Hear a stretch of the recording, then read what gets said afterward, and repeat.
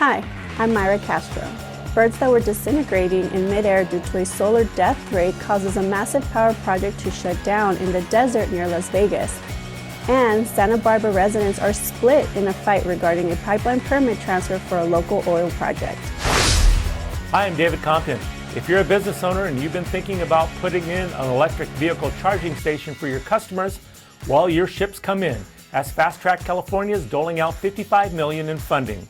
And a local energy company helps energize runners when they feel like giving up at the recent Ventura County Marathon. Hi, I'm Olivia Simonson. Donald Trump wants to drill, baby, drill, and California wants to push electric cars. I'll look at the difference between the two approaches. And another battery fire at the Moss Landing power facility ends up in a new lawsuit. All these stories and more coming up on this edition of PowerON.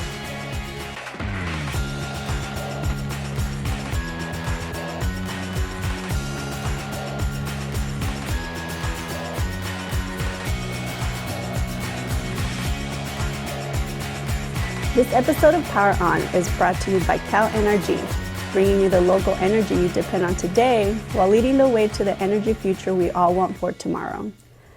The Ivanpah Solar Electric Generating Facility, visible from Interstate 15 on the way to Las Vegas, is partially shutting down. Operators NRG, Google, and Kelvin Energy will close Units 1 and 3 after Pacific Gas and Electric terminated its power purchase agreement with Solar Partners. This ends a contract set to run until 2039, a move P&G says will save California ratepayers money. Environmental concerns have also loomed large. Federal wildlife officials call Ivanpah a megatrap for birds, drawn to the light and killed by intense rays, leaving smoke plumes workers grimly nicknamed streamers. The plant, a concentrated solar power facility, uses 350,000 mirrors to focus sunlight onto towers, generating electricity. But it's costly, 6 cents per kilowatt hour compared to 3 cents for photovoltaic solar. NRG plans to decommission the units by 2026, pending approval, and may repurpose the site for more cost-effective renewable energy. Hi, I'm Dave Compton for PowerON News. I'm in Ventura, California today at the Ventura Marathon, and specifically, I'm attending the Energy Zone. So what's the Energy Zone, you may ask? Well, from what they tell me, about 4 miles from the finish line is where runners traditionally hit the wall and feel like giving up. So for the second year in a row, local energy company Cal Energy combats this with the Energy Zone. So what's the Energy Zone? Well, it's motivational signs, a cheering crowd, and pumping DJ music. Let's see how it all turned out.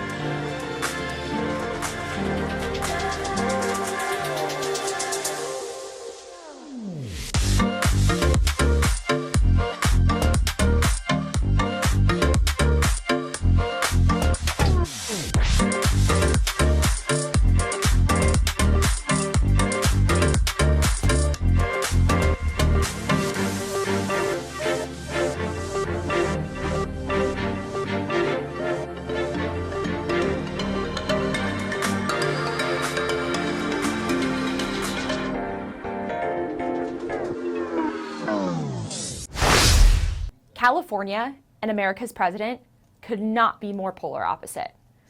Donald Trump wants to drill, baby, drill, and California wants to push electric cars. So how's this battle shaping up? Well, President Donald Trump has unveiled sweeping changes to the nation's energy policies through a series of executive orders. But these moves are sparking major challenges, especially in California. Signed recently, President Trump's orders aim to eliminate climate policies, withdraw the U.S. from the Paris Climate Agreement, and declare a national energy emergency to ramp up domestic oil production. He's also promised to end what he calls the electric vehicle mandate and slash gas prices to $2 a gallon, though experts like the popular website GasBuddy say that's unlikely to happen. In California, where all new cars must be zero emission by 2035, Trump's plans threaten a legal showdown. In the other corner of the boxing ring, California state leaders, including Attorney General Rob Bonta and Governor Gavin Newsom, are ready to fight, backed by a proposed $50 million fund to defend their strict environmental rules. Environmentalists warn of worsening wildfires and climate disasters, while some cheer Trump's focus on economic growth and energy independence. Which side are you on? We would love to hear your comments. California, get ready to charge up, as the Fast Charge California project is bringing a jolt of energy to the state's electric vehicle scene.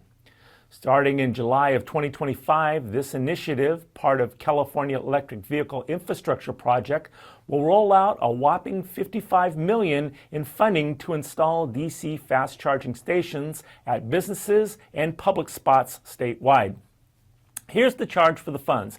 They'll cover up to 100% of the costs for ready-to-build EV fast chargers, offering $55,000 or $100,000 per charging port, depending on the power level. That's a serious boost for going green. Well, who's eligible? EV charging service providers and businesses like convenience stores, gas stations, retail centers, parking lots, and hotels can apply. The project's got heart too, as priority goes to tribal, disadvantaged, and low-income communities first, making sure these areas get plugged in. One key requirement, the project needs to be shovel-ready, with utility designs and permits already locked in. No delays here. This is fast charging after all. A controversial oil project on California's Central Coast hangs in the balance after the Santa Barbara County Board of Supervisors split 2-2 on a vote to transfer a permit for a pipeline tied to the 2015 Refugio oil spill. The deadlock leaves Sable Offshore Corp facing a choice on its next move. The pipeline, once operated by ExxonMobil, unleashed over 140,000 gallons of crude oil into the Pacific Ocean, devastating 150 miles of coastline and marine life. Environmental groups fought the permit transfer, warning of future risks, while supporters emphasized jobs and economic growth. Initially approved by the County Planning Commission in October, the decision faced appeals from activists landing it before the board. When a board decision does not vote in favor of the appellants, generally the previous approval of Planning Commission would stand. The county, however, has not been clear on the project's future. The application remains pending with no action taken, said county spokesperson Kelsey Gerkens-Butita. It's up to Sable to decide what's next. Another fire has occurred at the massive battery storage plant in Moss Landing, built by Texas-based Vistra. Similar to previous fires, this one forced 1,200 people to evacuate and shut down Highway 1 for 3 days. Now, a lawsuit's been filed claiming that Vistra rushed construction, cutting corners and creating unsafe conditions. The suit says the company stacked 100,000 high-risk batteries in an old 1950s-era building, leading to what an attorney for the plaintiffs calls an environmental tragedy that didn't need to happen.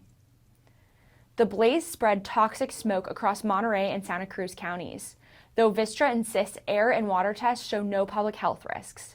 This is the third lawsuit against the company since the January 16th fire, with plaintiffs like businesses and even Airbnb owners suing for lost revenues. Experts on the side of those pursuing the lawsuit say modern battery plants wouldn't be built this way, raising questions about safety as California ramps up renewable energy storage. Well, that's it for this edition of Power On. If you're watching us on YouTube, don't forget to click that little red subscribe button. On behalf of myself, Olivia Simonson, David Compton, and everyone else here at Power On, thanks for watching.